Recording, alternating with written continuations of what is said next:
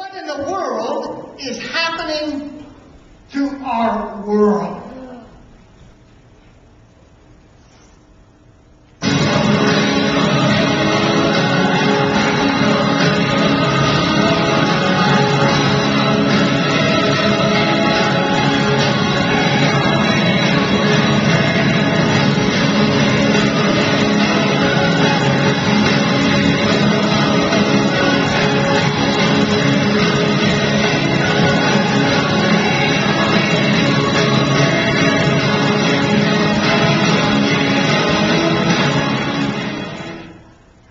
For many people, as they look at the events of the world and all that's happening in the world, they end up feeling afraid, scared, confused, uncertain.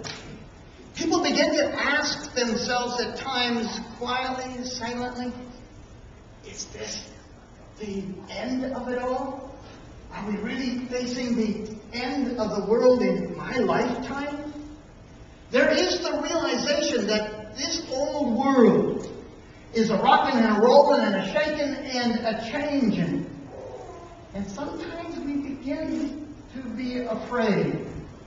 And we question, what will the future bring? Papa, that's what they called me. And they called each other Sophie and Jesus. Hi, we're here for an adoption.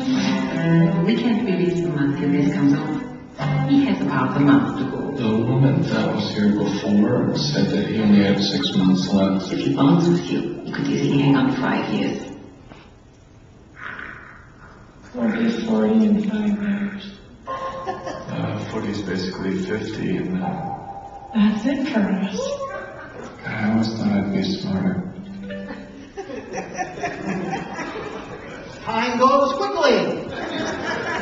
But on top of that, there is a particular date that stands out in red letters. December 21, 2012. It's the end of the Mayan calendar. And there are those who interpret that as the end of an age, an end of the world, and perhaps the beginning of something new.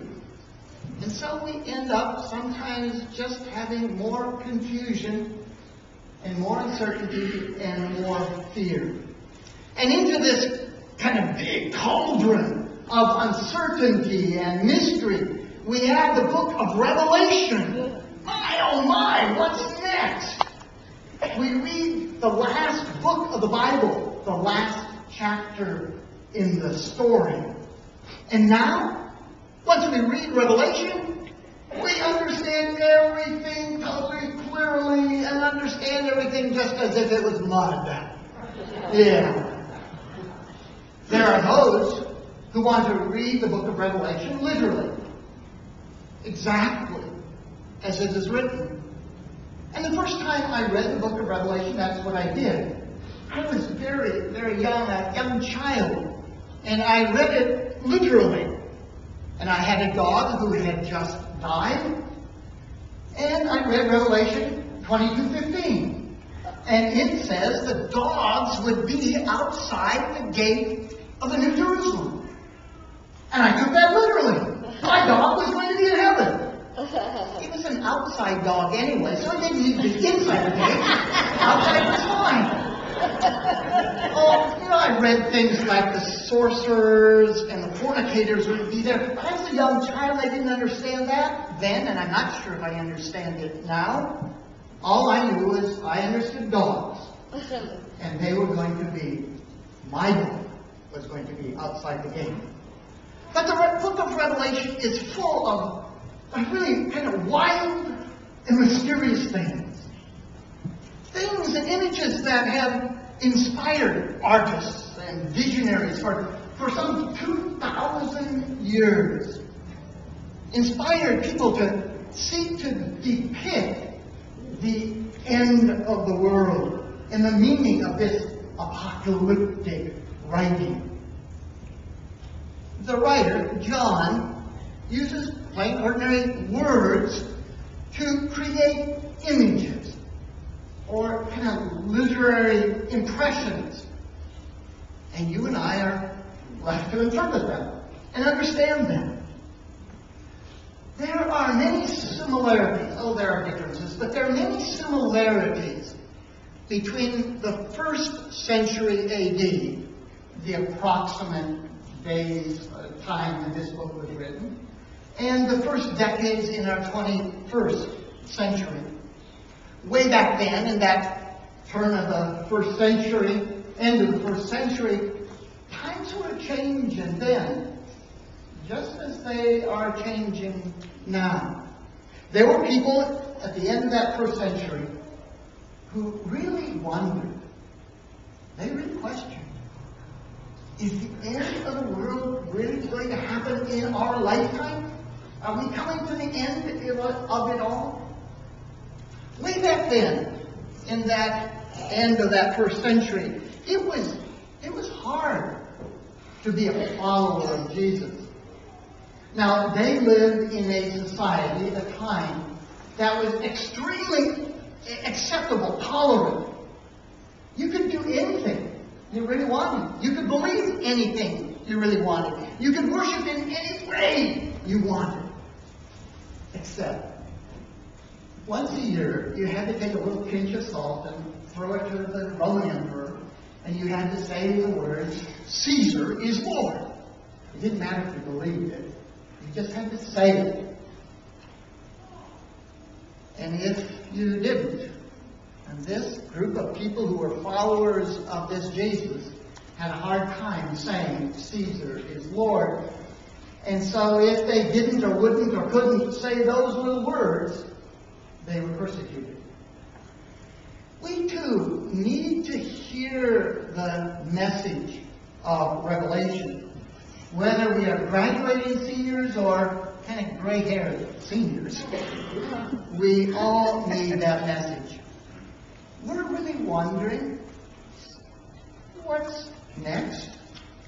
And we need to listen to this message of Revelation that was given to a people who lived in a world kind of in the middle of a time when the world was a rocking and a rolling and a shaking and a changing just like ours. It can be very hard in the beginning. We didn't have those kind of problems in the beginning. Well, the thing is, you're just in the middle of the beginning right now. If it's going to work out, because you just didn't have an indication. I don't know anything. I'm just a rock in the sky. In the middle of the beginnings.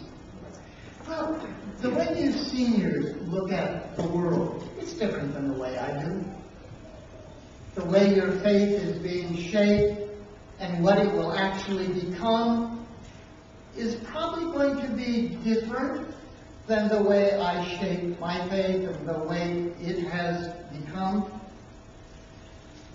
But across our land, and maybe even across the whole world, and also here at Grace Lutheran, there are many, many people who are really wanting things to be different, wanting changes to occur.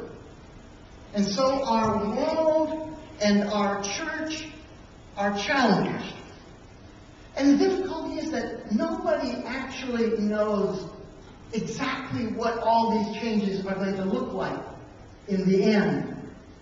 And so as we're kind of in the middle of the beginnings of something different, something new, there still is confusion and frustration and tension and discontent and sometimes even anger, but a longing.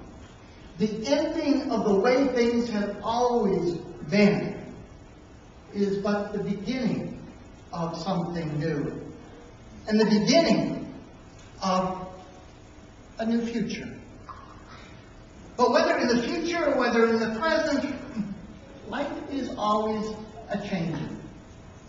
And then in the midst of that changing world of ours, and sometimes even a frightening world, we are told that there is one who is seated on a throne in the heavenly places. Exactly where that might be, we're not sure. But there is one who is seated on a throne, and beside him is one who is like a lamb, as if that lamb had been slaughtered. But in fact, that lamb, the slaughtered one, is the one who conquered death and is the ruler of all the kings of the earth. This one who is the very beginning of all things and the ultimate end of all things is the eternal one, who is and who was and who will be the Almighty. John, the writer of this book, seeks to create images, pictures in our mind and in our heart of a God who is worthy of power and wealth and wisdom and honor and glory and blessing. One who lives forever and has all things in his hand. If God has everything in his hand, then everything that happens on kind of this side of that line marking eternity is in the control of and in the grasp of, the understanding of this God. And we who live in him can stand up. We can stand tall. We can stand firm in our faith, knowing that that future in some ways has already been decided. Jesus has conquered all. He is the victorious one. He is above all things.